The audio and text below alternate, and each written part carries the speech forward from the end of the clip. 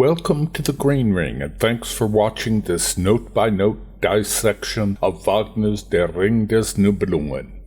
This video is third in a series of 16 dedicated to Die Walküre Act 1.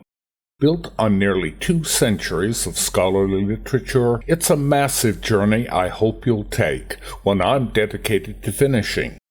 For an explanation of who I am and more on the reasons for this series, please check the preface video, first in a group of 6, building a foundation to this in-depth analysis.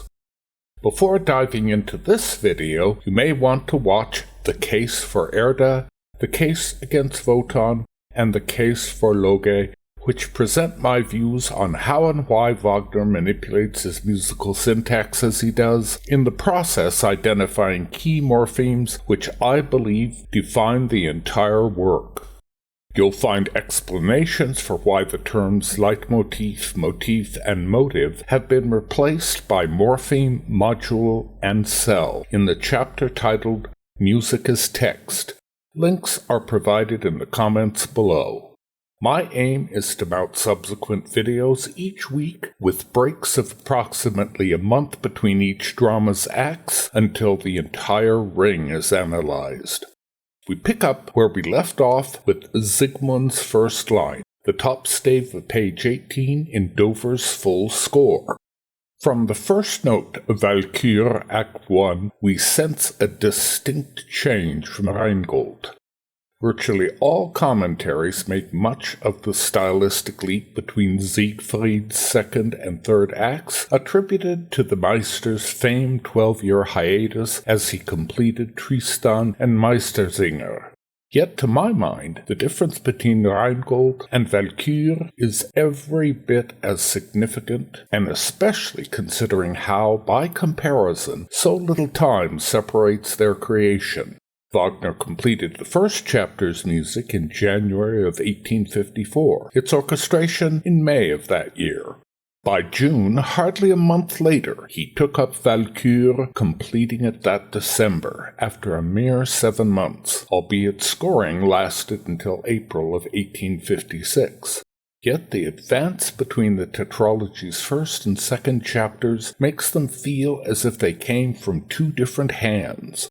Gone is the stop-start texture characterizing much of Rheingold, its quasi-recitatives interspersed with morpheme-packed landmarks. It's true that segments of Walküre are built on vocal lines riding atop little more than chord pulses, varied by what seem to be the occasional purely decorative or perhaps more accurately scenic flourishes. Yet even these bloom with syntactic density in advance of Rheingold, their continuity with no equivalent in the earlier work. As he's done in Rheingold, despite most analytic opinion, Wagner heeds his opera and drama strictures, his vocal lines fraught with syntactic information. Siegmund's first utterance is a case in point, begun a cappella on a double impact to initiate a barrier variant, that morpheme growing ever more important, here marking the hostile world that's engulfed him, its falling interval a poignant sixth. The Welsong goes on to express what, together with the raging prelude his appearance suggests, a man at the end of his tether. He ends in a spear scale, his plight born of Wotan's need to cure his own troubles. Reinforcing it, octavo-low strings sink through a pair of spear scales, echoing the Welsong's morpheme, contrabasses leaving cellos alone for the second, horns Valhalla ash intervals disturbing the held notes of each, first octavo, then one alone, another mark of the Welsong's failing strength. Riding the horn pedal an octave below, cellos mutter 2 soft prelude iterations, the storm outside abating. Tellingly, their rising scalar modules here morph into triplet quaver abandonment triads. The Welsong's father has deserted him, just as Siegmund will unwittingly betray the woman he's about to meet. Prelude modules terminate in their wonted Welterb triads, to imply that, like the dying storm outside, Siegmund's racial virtues may yet mitigate his own stormy genesis. After quieting on a last pair of natural up-down signs, cellos lift on minims through an abandonment triad, then slide effortlessly into reverse chord notes, a hopeful inversion of Albrecht's racial module. Its last semi-breve crotchet joined by violin-viola minor mode pedal chord as the meter shifts to duple for 5 measures, and Sieglinde enters the scene to notice the stranger collapsed on her hearth. Without hesitation, she resolves to question him, her static notes becoming a low ash interval on a fourth. After a quaver pause, she returns to her original pitch, 3 static notes, capped by rising a third into chord notes.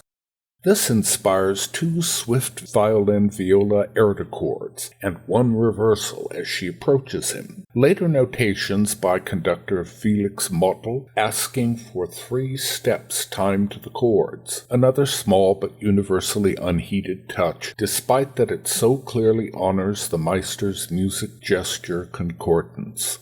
Following another more deliberate low-ash interval on the fourth and quaver pause, she again sinks to her original pitch for 3 static notes that melt into a subtle fate intimation.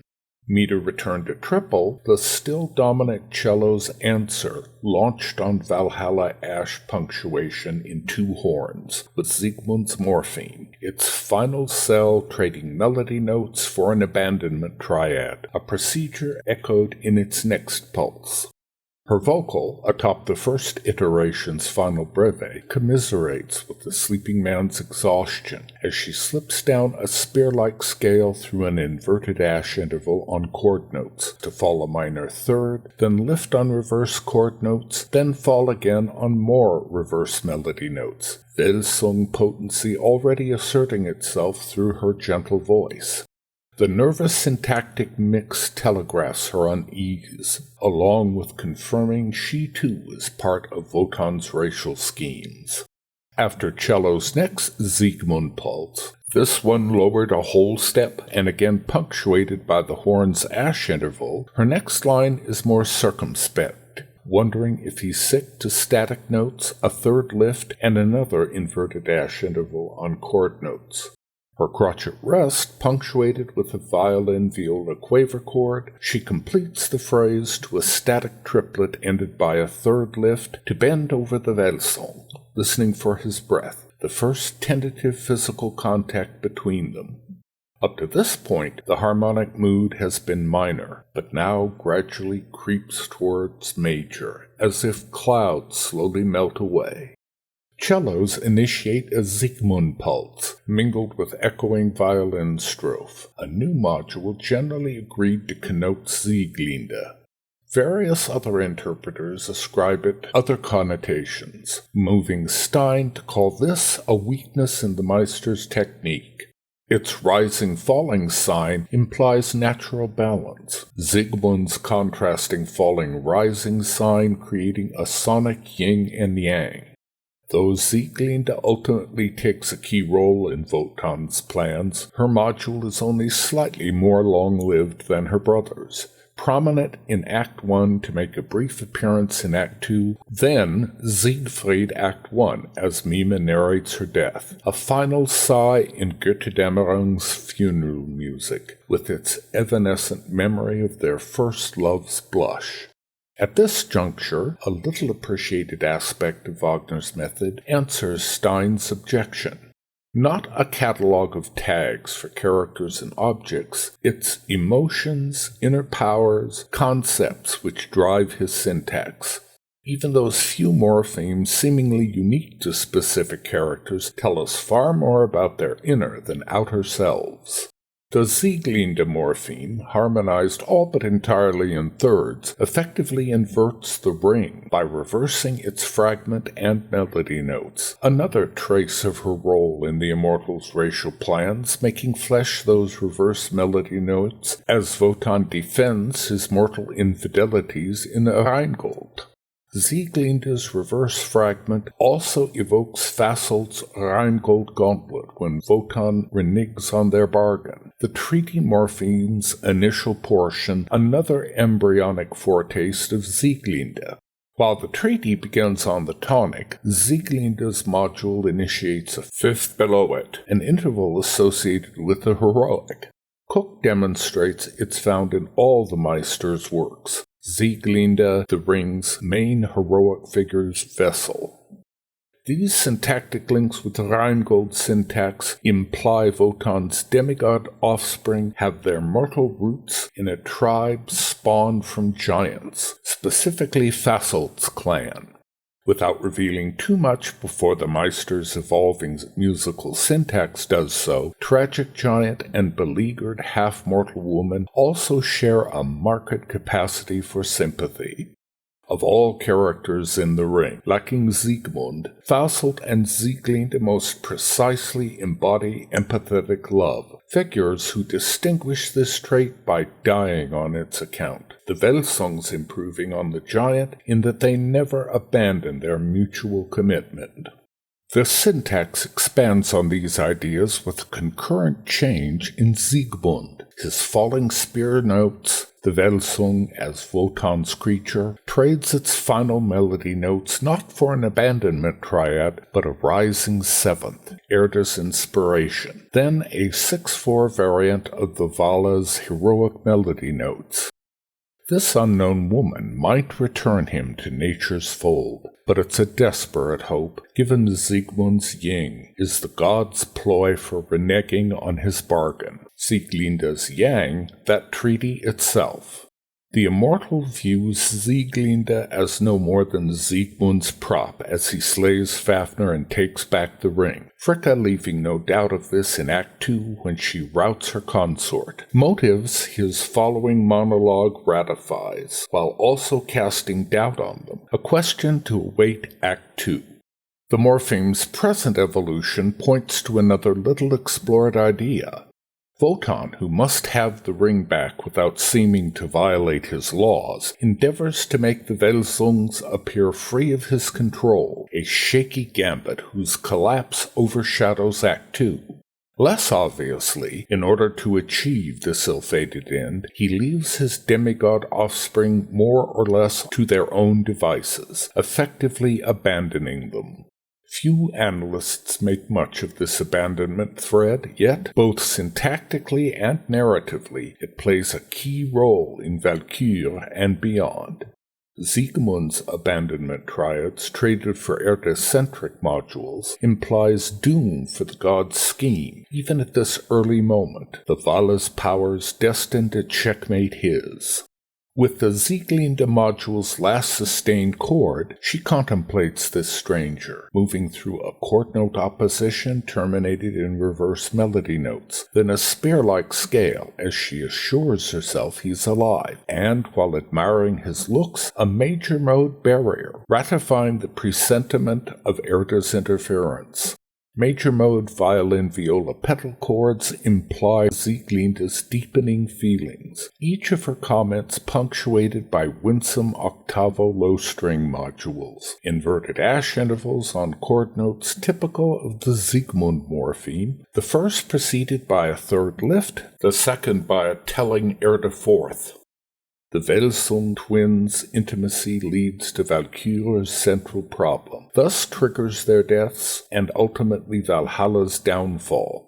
Their love is a stumbling block Wotan seems either to ignore or deliberately throw in his own path, without which Fricka would leave his plan undisturbed.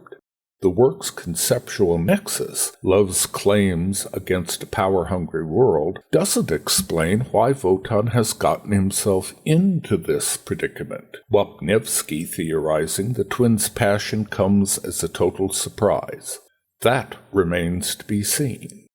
Sieglinde's next benevolent comment, after a third ascent, falls on reverse melody notes, goading low strings to ascend a poignant sixth into the Siegmund morpheme. Its growing urgency ends tellingly. Abandonment triad returned as he rouses himself, calling for a drink, first on a rising minor third, punctuated by a string quaver chord, then a heroic fifth. Taken together, a fractured abandonment triad outline, answered by two string quaver chords, cello's first violins rising an octave. Sieglinde leaps up to help a cappella with a rising fourth followed by a heroic melody note inversion, after which she hurries out of the dwelling to a spring, returning with a cup from which the Welsung drinks, their pantomime developing the work's syntax more richly even than does the prelude. The wealth of minutely wrought syntactic detail supports the couple's flirtation, one surprisingly brief by Wagnerian standards, given that, in a few moments, love sparks between them so unmistakably no audience ever misses it. One is tempted to relate the upward graced scale to Albrecht's resentment, though here it's more likely a pictorial touch, Sieglinde rising abruptly to fetch water for her stranger. The next four measures reproduce Sieglinde's module almost exactly as first introduced, and, among others, Cook remarks on the contrast between Siegmund's falling-rising module and Sieglinde's rising-falling one, a dichotomy already established in Rheingold as the conflict between forces striving to overcome nature and those obedient to its rise and fall. In this case, the disparity also points to the twins' different relationships with their unknown father. As an ignorant mover in Wotan's scheme, Siegmund has long been set against nature, but Sieglinde as yet retains her poignant natural innocence, which may redeem him, while conversely he may and certainly will doom her. The morphemic bundle retains all previous elements, threatening Valhalla ash intervals, the young hero's spear-like fall with inverted ash intervals and rising seventh, along with Sieglinde's ring inversions. This likeness diverges on that bundle's second pulse, Siegmund's module varied yet again by rising a heroic fifth, to initiate entirely new syntax, floating the episode to gentle climax. While this adds to the mime's poignancy, violin-viola-dotted minim chords evoke the spear, cellos supporting each with extended reverse melody notes in quavers, the top pitch of each creating motion that broadly opposes the spear with its reversal. Even more subtle, the interval lifts ending each reverse pulse create a series of four anti-barriers, these modules evoking what's to come of this seemingly chance encounter. First violins approach the climax on a sixth grace, to wind down through another spear scale, this one briefly complicated by the merest hint of logichromatics, soon to return when this sensual warmth flares into something more intense. Cellos sink from it on reverse melody notes, sign of Wotan's racial hopes, to continue through another spear scale. With it, violins initiate a varied Sieglinde ascent, which falls on its reverse melody notes, underpinned by cello's expanding giant turn, underlining the mysterious bond these strangers forge so quickly, the module's veiled influence expanding as the act continues. Violins descend a winsome pair of lines resembling ring fragments, while violas rise through a vague air de arpeggios poignant foreshadowing, and violins finish with a last Sieglinde iteration, its concluding Wagner turn, a presentiment of their coming love music evolutions. In its gentler way, this pantomime embodies what's gone on syntactically ever since the prelude, meaning the constant interplay of rising-falling with falling-rising signs, evoking in turn the Rheingold prelude, most of that prior drama's Scene 1, and especially Loge's Scene 2 panegyric. This strengthens audiences' subconscious perception something monumental takes place in this episode, which, on its surface, appears familiar, yet wholly unlike the preceding chapter. The sine wave juxtapositions also develop the work's basic conflict. nature set against the powers attempting to defy it. Rheingold ends with Erda's world apparently crushed under the gods' heels, Freya's distillation of empathetic love soundly enslaved to the immortals' loveless rule. Prepared by these nascent hints, Walküre Act I soon proves that, if co-opted, the Vala's vast powers are by no means defeated, as they progressively thrust themselves into the syntax, albeit with a good deal more subtlety than in Loge's panegyric or Erda's prophecy.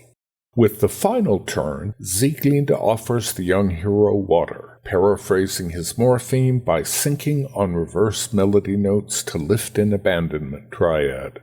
Her phrase's winsome chord note opposition ends on more reverse melody notes, as in her prior comment that he still breathes, violins echoing her module raised a major third. She answers to a barrier pulse, a subtly ominous intimation of the next purely orchestral passage, solo cello 3 times intoning Siegmund, ended on abandonment triads, each strophe a third above the last, thus including a duo of Siegmund pulses, to recall Siegmund presenting the cup. The additional third lift after the final triad pair extends them to ring fragment reversals, both with their optimistic and dire connotations, multi-layered syntax implying their possible escape from the ring, the talisman's undimmed threat, and their father's scheme to acquire it through them.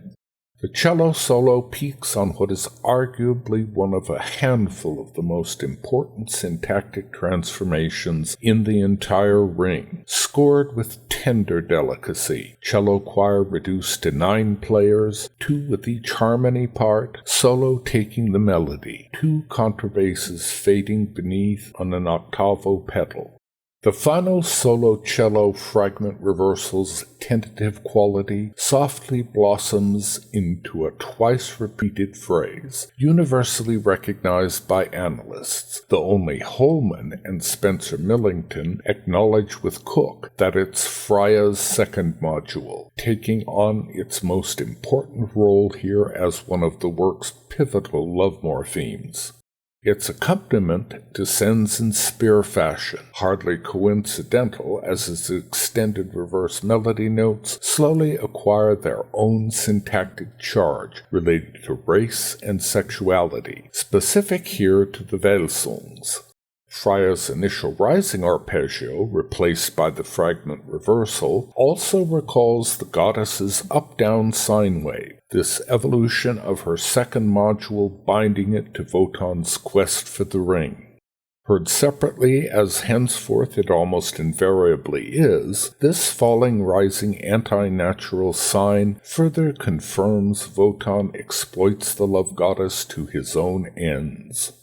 The leading melody adroitly mitigates these ominous undercurrents as, without break, their first blush of love spins out through a trio of sinuous waves, tinged with subtle chromatics, Loge's unseen powers of libido, the whole built from nature's 2 most primal cells, Erda melody and chord notes, eliciting the Rheingold prelude and Loge's panegyric. Cello harmonies, crossing voices effectively add a pair of Erda chords, along with 2 more chord note iterations, encased first in an inverted, then reverse ash interval. The sequence concludes by rising a third to a high ash interval typical of Valhalla Part 3 into a muted barrier strophe, its melody notes underlined in the gentle counterpoint by a single rhythmic variant on a fourth. As a final touch, solo cello completes it with a descending fifth, that interval's potentially tragic charge muted by the sequence's tender beauty. So rich a syntactic bouquet only intensifies the ring's ambiguity, luxuriant from its first notes. Looked at another way, the current love music also parses into anti-natural falling-rising signs, bookended by natural ones. From this moment forward, hosts of double meanings abound, especially concerning the Welsung's love, their racial makeup, and their fate, issues no longer so clear as they are in Rheingold. Concepts from that earlier chapter here undergo unexpected transformations, often as ambivalent as they are life-altering. The Meister concludes this, his epic's first passage devoted entirely to love, with barrier and plunging fifth, not only to recall that prior cryptic Rheingold moment as Wotan conceives what's now before our eyes, but also to suggest the tragedy in store for these lovers. This is presentiment of the highest order. That's it for now. My aim is to keep these videos close to a half hour, instead of the longer ones during Rheingold, which make this more of an endurance test than anyone likes. The next video picks up where this one leaves off, Siegmund's vocal immediately following introduction of the famed love morpheme. Top stave of page 21 in Dover's full score. As always, thanks for watching, and please do leave your comments below. Time and energy allowing, I'll do everything I can to respond. Lastly, as all YouTubers know, your subscription to this channel by itself is a huge assist in completing this vast project. Hit the bell to be notified of the next videos. With luck and your support, there's a lot more to come.